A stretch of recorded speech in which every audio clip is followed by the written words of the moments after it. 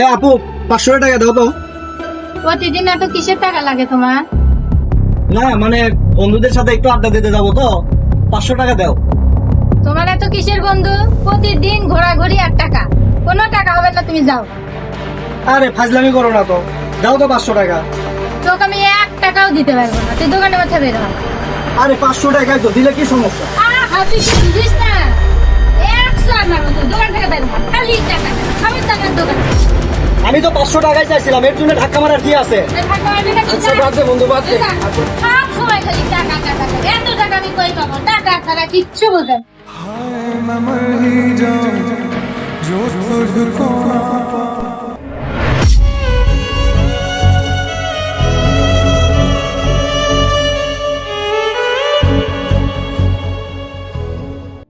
এই সকালের বিষয় নাকি এখনো মন খারাপ করে আছিস নাকি? বড় আপু হানা একটু তো শাসন করবে, বুঝিস না?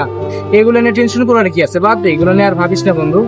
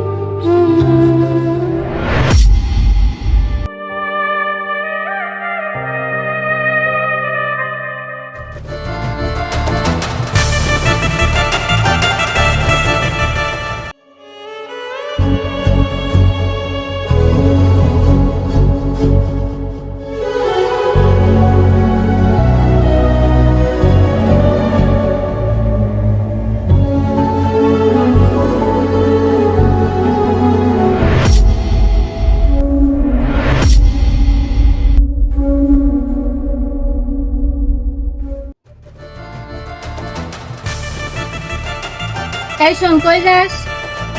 কাজ আছে আমার। এই ভিতরে আয়, বস। না আমার সময় নাই, কাজ আছে। কি কাজ তোর? ভিতরে আসতে বলছি না?